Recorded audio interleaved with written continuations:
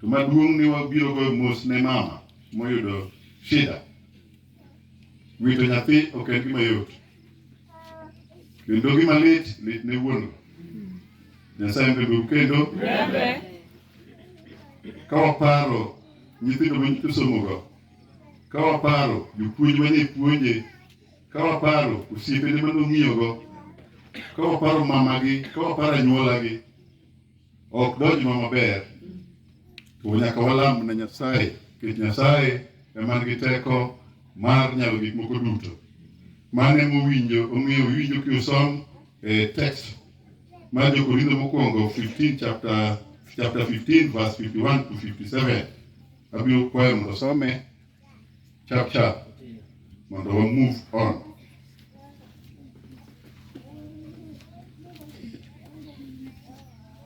Teen 51 to 57. Wacho niya,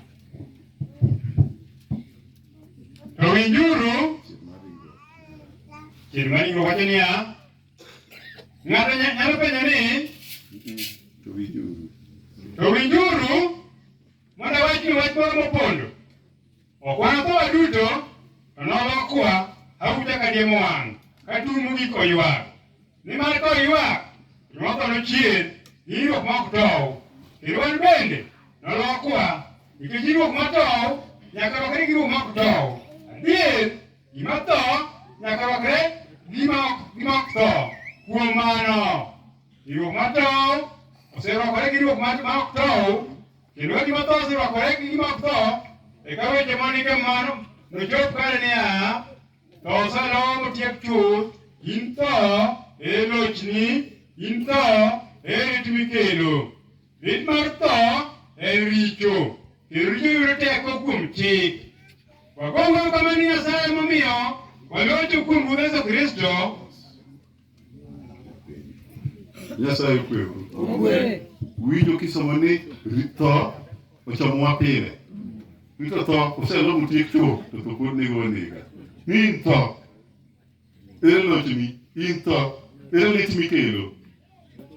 Nyasaye mbegu kendo. Koro mano e gima omiyo owuoro. Koro an Moses Umulanya, an ya Bishop mano mielu Sabato.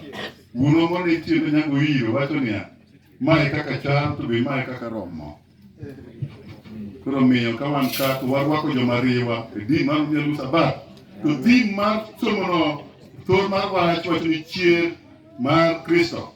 The author of this text was Paul in the year 96 AD.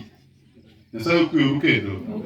Reason mano miyo ndiko gigi was warning the church in Corinth from its immorality.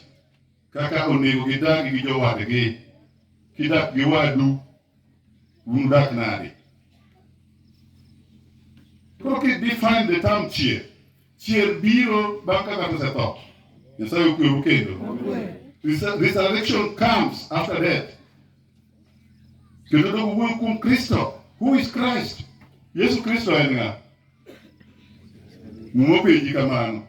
Kristo nigi names mang'eny. Nyasaye kwero kendo. Savior, Redeemer, Son of God, so on and so forth. Kaka muma explain. Koro ng'ama chier nyaka bed ni en ng'ama tho. Omiyo kaka wadwa tho, watimo mos kabisa. Kendo wakwayo mama ni Nyasaye mondo otenre kuomi. Omiyo kaka jo Kristo nochiw kaka ranyisi e chier nikech Nyasaye nochiere oa kuom joma tho. Nyasaye mbegu kendo. Mino ridhe polo. Emomiyo I want to encourage the family. Ni wan kaka jonomiya wabiro kae mondo wajiw kuno Nyasaye omiyo hocho makende ma piny ok nyal chiwo, kata wan dhano ok wanyal chiwo.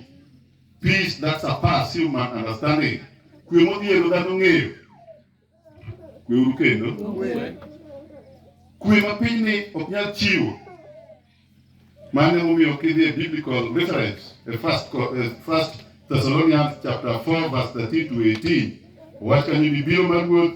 Owetewa wadwaro ni mondo ung'e wach man kuom joma osetho, mondo kik gibed gi kuyo ka joma onge geno. oyie ni Kristo notho kendo ochako chier, kamano bende kaka watho joma otho nochier kuom Ruoth ginibedi ka Nyasaye nokelgi kaachiel gi Yesu. Ywak ondiki e Muma,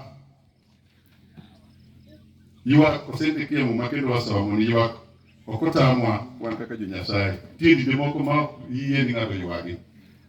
Iwacho ni ywak nyaka watim nade? Ndalo achiel kata ndalo ariyo mondo miridi okwe. Mane momiyo kwaluongo crusade, tineno ka joma mirima nego thoro ywak mabor. Ok oywak ni Nyasaye, samoro ywak nikech notame.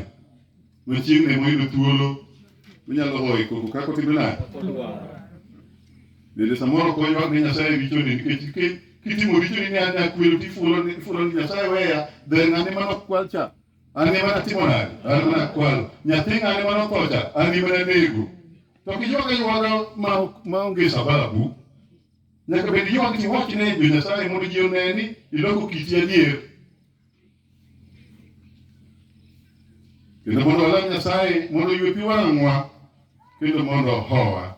We give him thanks because he has given us wisdom and knowledge. Knowledge is the subtotal of what is known. To be familiar with facts. And wisdom as the highest form of knowledge deals with ultimate things. Mano kaka Aristotle nondi. Nyasaye kweru kendo. Naomiyo ka waywak, kik waywak ka joma onge geno. Knowledge konyowa gang'o? Knowledge tells us that whenever we weep, we get relieved and get peace.